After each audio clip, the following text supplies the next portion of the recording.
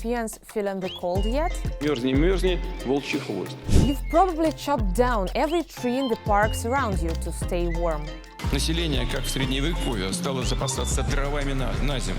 Россия здесь при чем? Сами виноваты. Everyone on Russian state television is waiting for the Europeans to freeze. This is Masha Brazunova with Fake News, your main guide to the world of Russian propaganda, coming to you from right here in Riga. This time we are talking about you and how you are going to cope with the winter ahead. Russian gas in Europe is a topic we've all heard something about before, right? To begin with, I'll ask you a question. Are you feeling the impact of the lack of Russian gas supplies right now?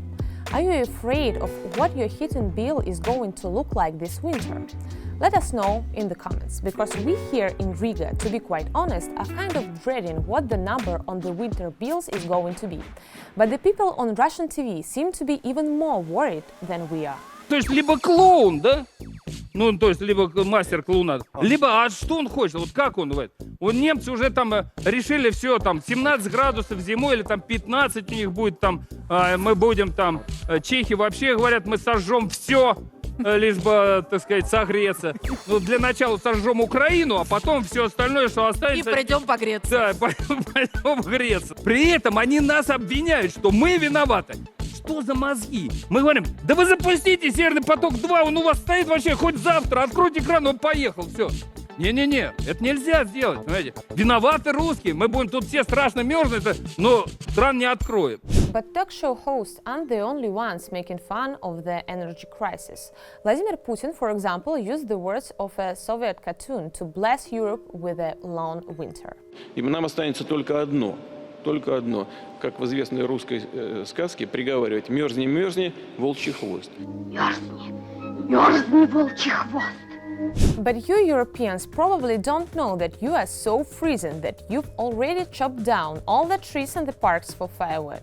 A number of pro-Russian media sources published reports that Berliner residents had cut down almost all the trees in the parks to stock up on firewood for the winter. In these articles, they refer to Bloomberg as a source. This is not at all what the US publication said. Yes, the article they refer to talks about the energy crisis and growing demand for firewood, but the article mentions the cutting of trees in the Tiergarten as a historic reference. It's something that happened during World War II, not what is happening now. Here's a quote.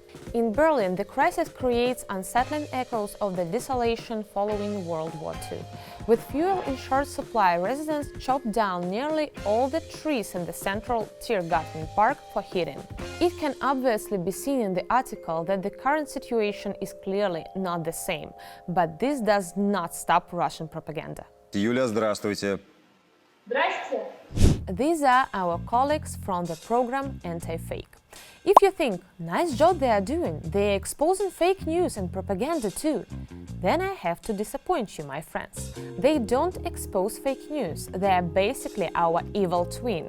After all, the program Anti-Fake is broadcast on Russia's Channel 1 with the mission to fight the lies of the West. Ну, наверное, я первый вопрос вам задам. Почему вы вот сейчас в такой теплой одежде у нас на экране? Ну у нас сейчас просто утро, еще не разогрелся этот, я не знаю, газовый котел, как он называется. Потом к 12 нормально. Всю ночь, чтобы работал газовый котел, здесь ни у кого не работает. Но сейчас уже через пару часов будет нормально. The freezing lady here is Yulia, a Russian who has been living in Germany for a long time. You might remember her from the viral video where she is seen harassing Ukrainian refugees in Salzburg. She joins the program from Munich and says she is wearing a coat because it's cold. Is anyone here watching from Munich? Back in mid-October, did you really walk around your apartment in a coat? Because when Yulia was live on Russian TV, the temperatures in Munich were at 18 degrees. Here in Riga it's colder and we are not walking around in coats. But the fakes don't end there. С самого начала мы наблюдали, что немцы очень радовались украинским беженцам, да. На мой взгляд, обстановка в Германии как-то уходит в уже более нейтральную сторону. Или, например, уже типа завязывайте с этими санкциями, нам бы зимой нормально погреться. Вот. Do you recognize Germany in this video? These are the main streets of Berlin, after all, right? In reality, this is the town of Opochka in the Pskov region. You can even see that all letters are Cyrillic.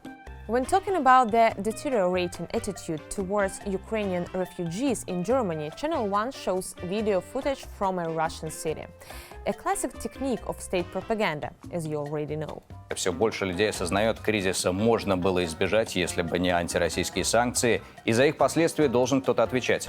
Of course, Europeans have begun to realize that it's not the aggressor that is to blame, but it's the sanctions against this aggressor that are to blame. And they are coming out to protest. No, we know, of course, there are growing concerns about the energy crisis. And of course, there are protests. But sometimes propaganda gives Europeans a helping hand and makes them up. How about this, for example? On Twitter, there is a trending hashtag against sanctions. Europeans post pictures of empty plates addressed to their politicians. There is no food on them because they were eaten by anti-Russian sanctions. Sounds plausible, right? But there is more to it. Russia Today was the first organization to publish news about this trend. So we decided to take a look into the hashtag against sanctions. And indeed, we saw several tweets, allegedly from Europeans on this topic. But when we look at the accounts, it turned out that they were all created on the same day and had exactly one tweet with the hashtag against sanctions. And on top of that, the profile pictures of these Europeans weren't pictures of themselves, but images of Bollywood actress, CNN presenter, and so on. That is a terrific example of how successfully the propaganda machine works. They take a real, undeniable problem, and then it begins to grow with the addition of increasingly far-fetched details. Sometimes this transformation is genuinely difficult to follow. And now it's time to say goodbye. Take care, stay warm, and look out for the next episode where we will continue to guide you further into the absurd world of Russian propaganda. This has been Masha Borzunova. You've been watching Fake News. See you next time.